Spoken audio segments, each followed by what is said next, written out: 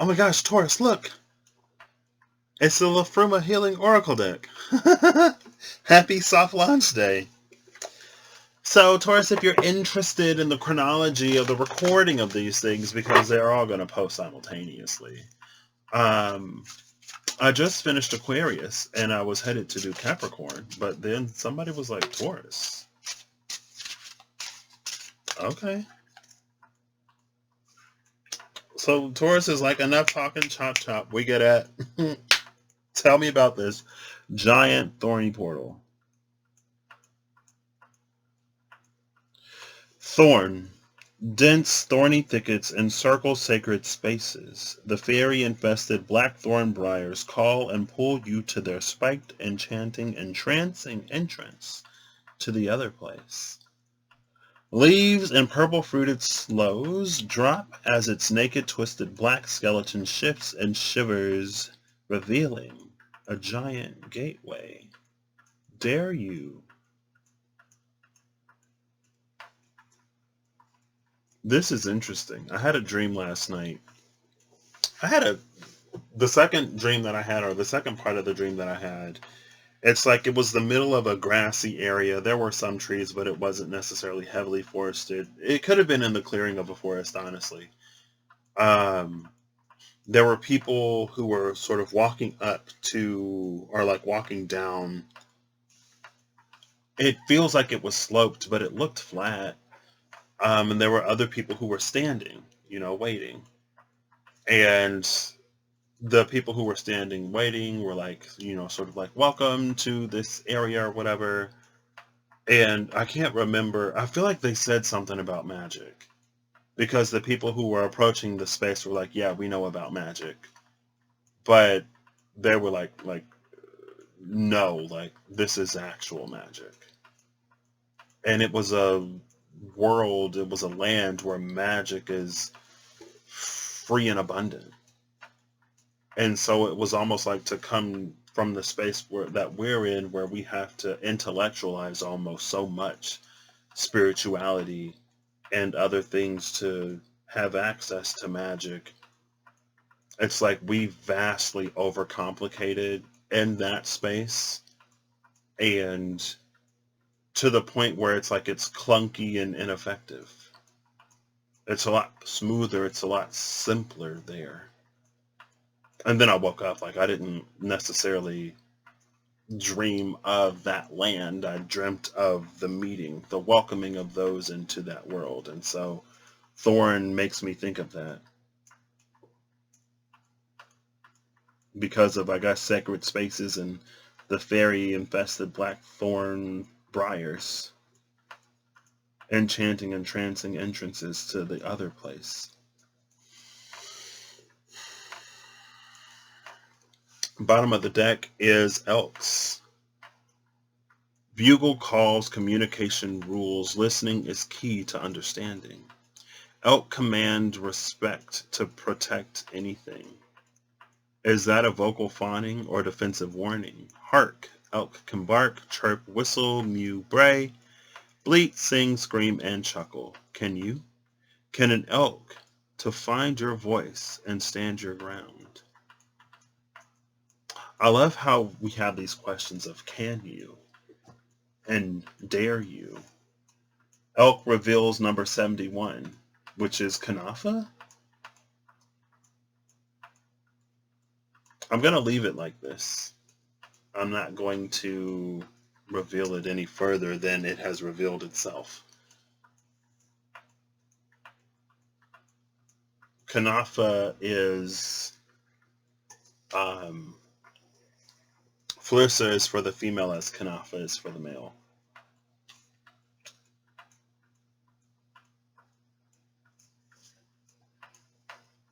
Right. It's the first. The first drawing of blood or the first surrendering of blood.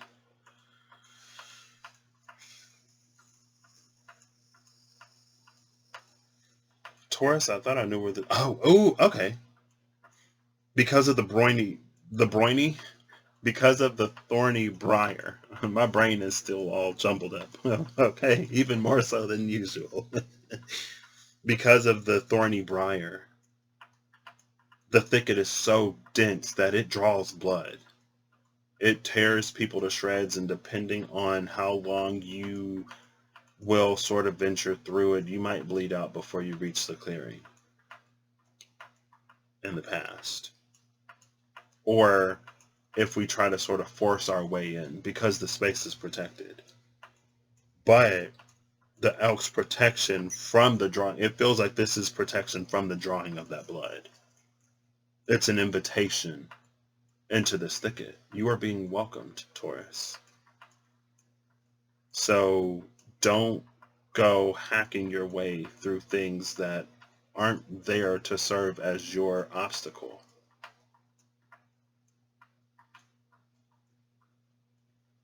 Because the fairies will protect the forest. That's how it's reading. The fairies will protect the forest. You're being welcomed. You won't be pricked or poked. Your blood will not be drawn. Maybe it's because you have fairy blood within you. Girl, I guess we're going there. The rumor said we're going there. I wouldn't be surprised if somebody from Alpha... Oh, goodness. I tried to pick up the Idris of Norse divination cards and they all just sort of spill out. Bottom of the deck is air, healing and medicine. I was going to be surprised. I wouldn't be surprised if... Okay, sure, let's go for it. Somebody from Alfheim makes an appearance. I did pre-shuffle these, so... Bottom of the deck is Darid, Suspense Behind the Mask, or Derod. I don't know.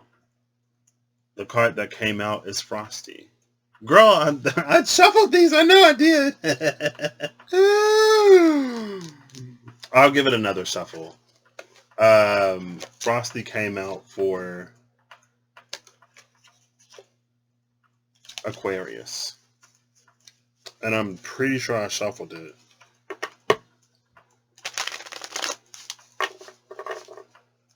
I mean, if Frosty wants to come out again, then it will. Oh, I should have kept Frosty. I mean, I'm still going to get you another card, and Frosty can always come back out because you don't know how cards work. Or if you don't know how cards work, that's how cards work. The same card can and will come out repeatedly, even if you ask for something different. Though we don't get Frosty, we get Na, which is the messenger of the gods. Bottom of the deck is Jarl and Erna, ambition and collaboration. I would have liked Frosty because Frosty speaks of impermanence. After winter is over, Frosty will melt. Frosty's only here as long as it's cold enough for Frosty to be here. But with the elk's protection with the elks in Kanafa, the protection from the drawing of blood, it feels like Frosty would have been given a permanence to stay beyond the season of winter. Frosty won't melt. Just like you won't be cut by the thicket of thorns as you make your way through the gale. As you make your way through the glade. Through the glade, girl, I don't know. Who am I? Love my technology. How I shifted that down slightly. I'm actually gonna go for the Runic Tarot for you, which is surprising because I thought that the crow, because for Pisces, the crow felt more natural and the Runic Tarot felt more manufactured. Yours feels heavily natural. But something about, I don't know if it's the binding of the runes or if it's the integration of the human and the runic. I think it might be that. It's the integration of the human and the runic in the Runic Tarot that is calling to me. It's working together. I'll also read Messenger of the Gods. That one I feel like is also interesting, or it also finds its fit because of you sort of being welcomed. So this is the messenger. What is Na coming to tell you as she welcomes you into the glade, Taurus? I almost feel like we'll take it. Oops. Oof, Ace of Swords. Okay, girl. See, this is why I feel like I got my head started aching a little bit on the left side, front left side. It started aching a little bit before that Ace of Swords even fell out. You get Justice, and you get the Knight of Wands, and you get the Nine of Horns. The Nine of Cups. Bottom of the deck is the Four of Shields, which is the Four of Pentacles. I know this is the burning of. It's like this is a Viking funeral. I'm pretty sure because I see the sail burning in the boat. I know this is a Viking funeral, but for some reason it's feeling like some kind of fiery. Oh my gosh! Look at the ship. Look at the ship. Look at the ship. Look at the ship. Goe transformation is behind this. If you were curious. I know this is like a burning ship, but it feels like it's some kind of like, I don't know if it's Charon, some kind of fiery ship to take you somewhere. But again, I love that. I love that Kanafa revealed itself. Because Elks was a little confusing. Seven of Shields is behind the Four of Shields with the rune of Tyr. This Seven of Shields, Seven of Pentacles is holding that sword. So we see the sword in the suit of Pentacles. The Knight of Pentacles is below that with a bind rune of his own. It looks like there was a day inside of a day.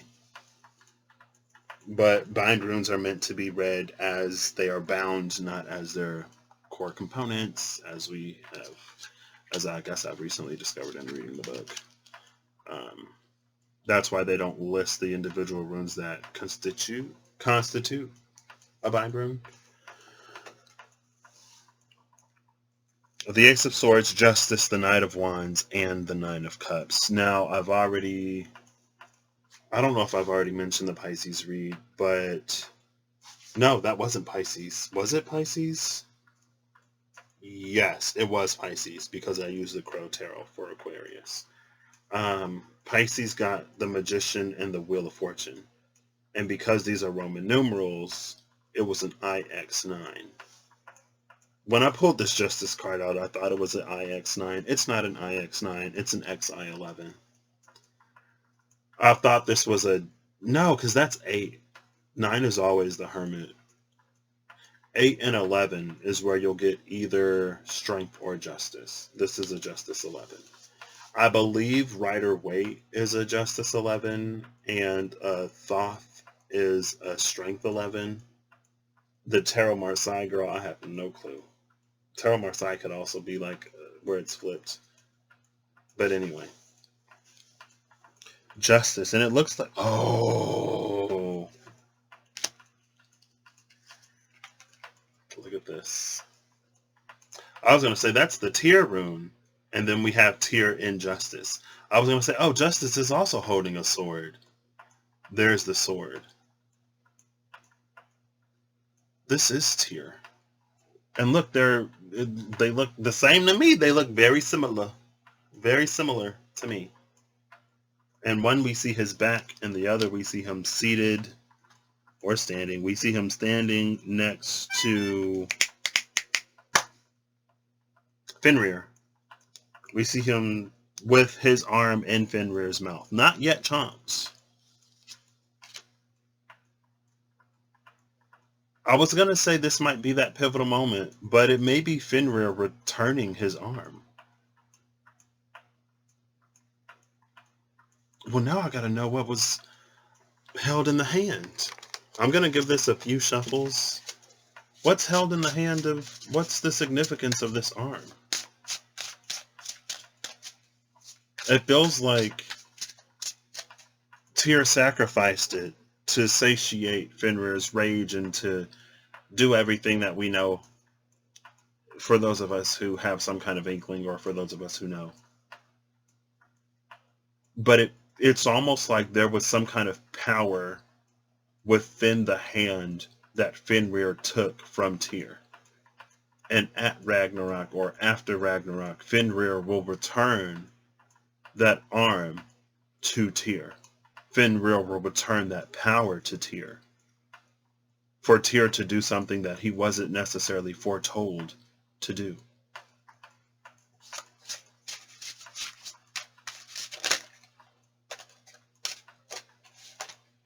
The Queen of Pentacles is held in the arm of Tyr, with the bottom of the deck being the Eight of Wands.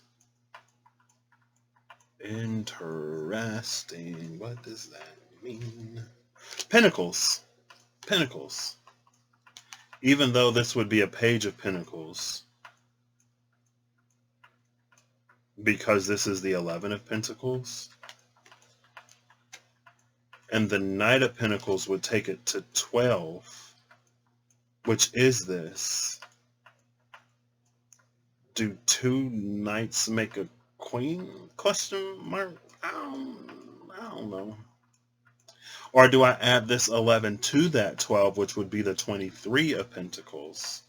The 23 of Pentacles could be... Oh, girl. Give me a second. The 23 of Pentacles would be... Oh, great. The 10 of Cups is behind the 8 of Wands, if you were curious. The 8 of Wands just slid off the deck. And it revealed the 10 of Cups. The Tower is behind the 10 of Cups. The 23 of Pentacles, and it slid again. The 23 of Pentacles would be Justice and the Empress. The Queen of Pentacles is pre-Empress energy.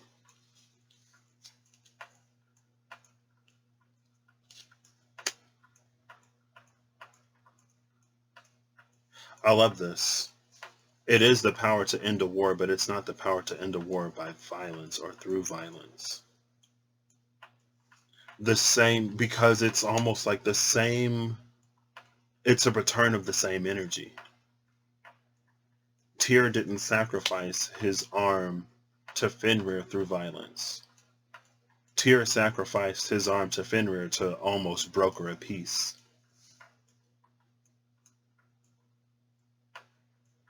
So as that arm was in Fenrir, between the events that happened, it's like the time between Fenrir taking Tyr's arm and the return of his arm in Ragnarok, the peace that he brokered, it's almost like it's accruing interest. And when it's returned, it's going to have accrued enough to end Ragnarok.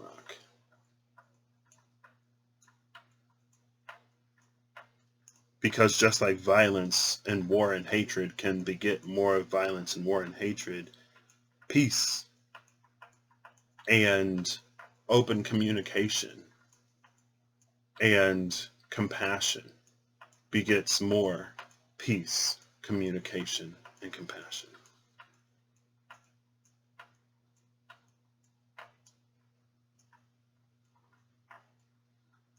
I really want to read Jarl and Erna, because I have no clue what those two are about. The last ones in the 5th realm. Oh, this is Midgard. Okay, that's where Ragnarok takes place. Question mark? No, Ragnarok takes place in Asgard, I believe. Jarl and Erna, ambition and collaboration. Jarl is Heimdall's first son.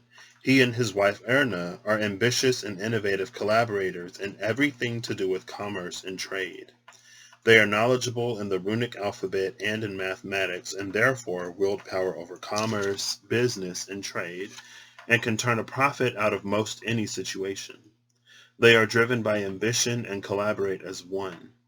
If Heimdall accompanies them in the spread, it means great opportunity in any endeavor in the professional side of life and much success. Jarl is Heimdall's first and favorite son. His name means Earl. He becomes a leader and represents the upper class. If we look at him relative to class division, the couple represents a longing for upper class status and a possibility to move between classes through work and innovative labor.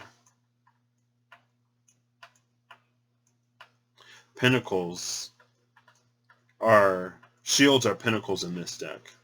So maybe their ship is on fire. Because this is because justice isn't,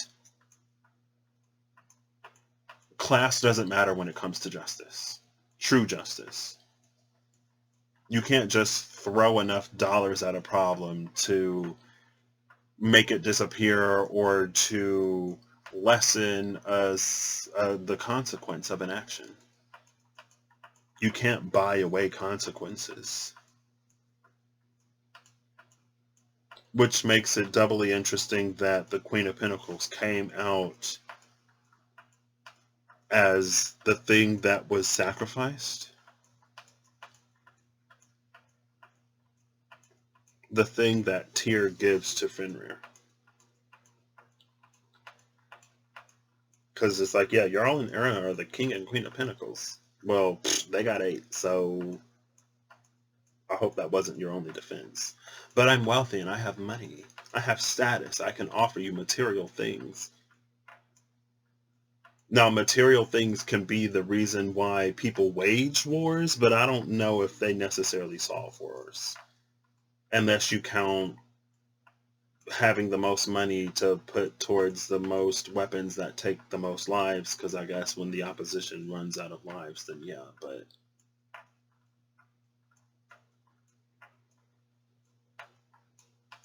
it can cause wars, but it doesn't end them. There are a lot of things that can cause wars, but that won't end them. And it's almost like that's where the wisdom of Tyr shines, especially as a god of war, or as a god associated with war. It's very Athena energy, as opposed to, it's Athena Minerva as opposed to Mars Aries, where Mars is just like straight up war. And Athena Minerva is also war, but she also carries sort of like wisdom, and because of that she's like good war, or wars that are worth fighting.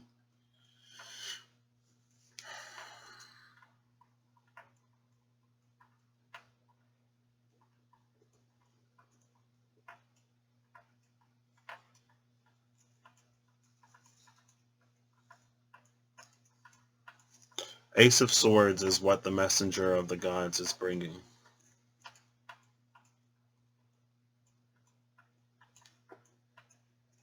Taurus, honestly, it feels like there's a little... It feels like your reading is a little counterintuitive. Or it feels like it'll be a space. It's a space or a time where your true nature can reveal itself.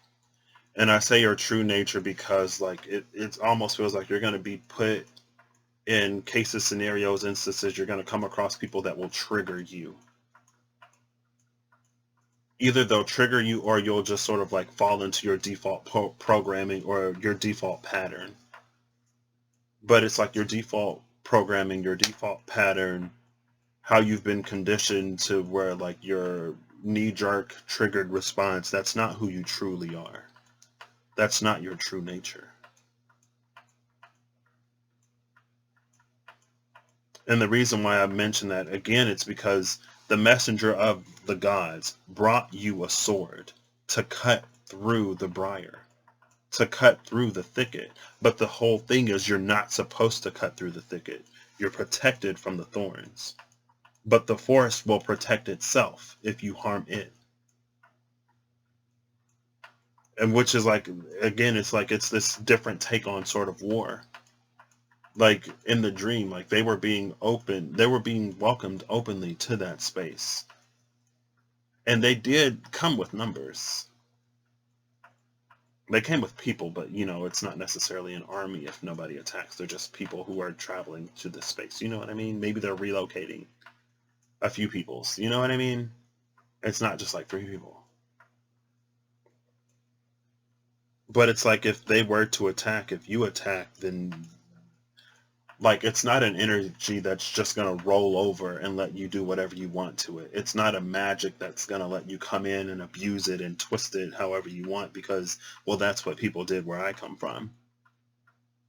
They would use stuff like this to get rich and to elevate themselves over other people. That's why that ship is on fire. If you're going to come over here and try to reestablish the same societal hierarchy that you are fleeing because you felt some type of way, it's not going to work. Fenrir will go chomp chomp, and whoever is in charge of directing the lightning will burn that ship to the ground. That don't sell here. That's, again, it's like, that's why it's an opportunity for you to discover your true nature, because that's not who you are. You are someone caring and kind and compassionate. You are also someone who will protect. You know what I mean? You're someone who can wield a sword, and who will if you need to. But maybe it's an understanding that you don't need to. You're not going to have to fight like you had to fight before. You're not going to have to sacrifice like you had to sacrifice before. You're being freely welcomed into this space, and some other people, their introduction into this space might be different. Some people might have to carve their own path because there's something in the carving of the path that is for them to learn. But the path that they carve, it's like it's overgrowth. What they're carving, the forest is sacrificing. Or what they're carving, the forest has already, it's like allowed them to sacrifice. It's like when you back burn things, or when you cut overgrowth so that if you enter the stormy season, when lightning strikes, it will only burn a certain part of the forest. It won't burn more than what can be recovered. Or in a windy season, it's like when trees fall, it won't be like this domino effect where everything falls. It will set aside this part to be destroyed so that the rest of the forest can live, and it balances itself.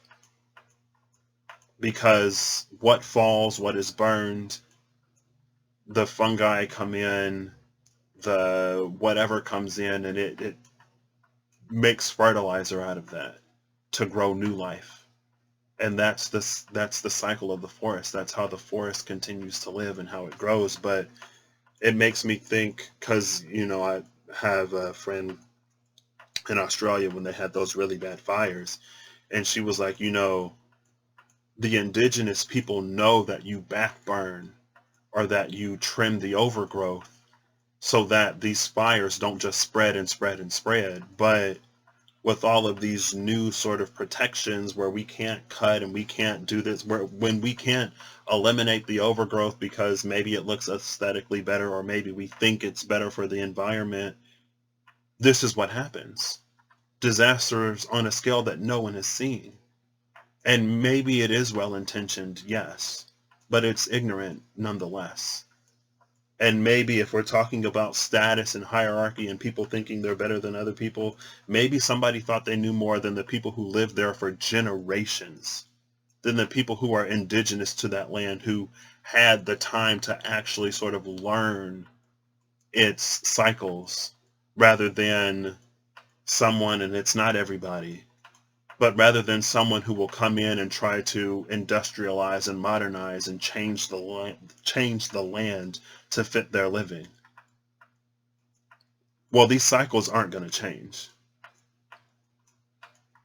And sometimes it ends up working against us. But again, it's like in this process, you're going to be able to separate what is actually you. What is your true nature? You're going to be able to go into your understanding of the natural sort of cycles of things,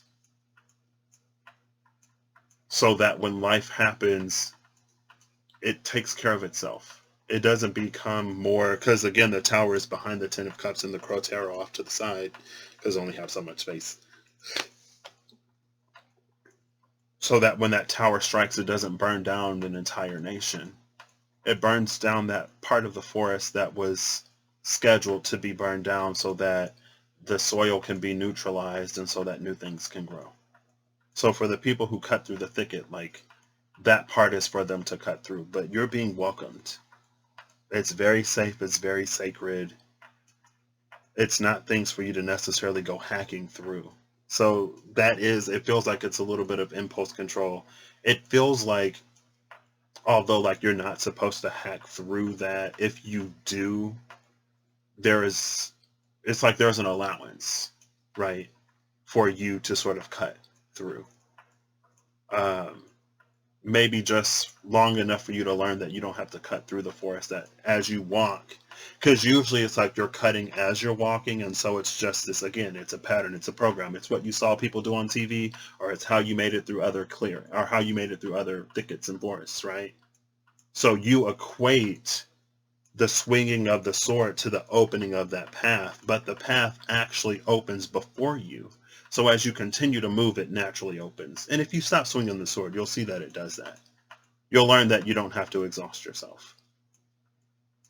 But then it's like it's very vesicular. It's like how there'll be a, a it's like how things enter a cell, right?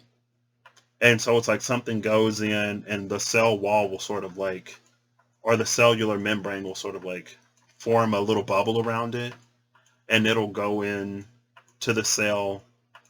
It's like the forest, it clears sort of like around you as you move through it. So it will close behind you as it opens in front of you, almost in a way.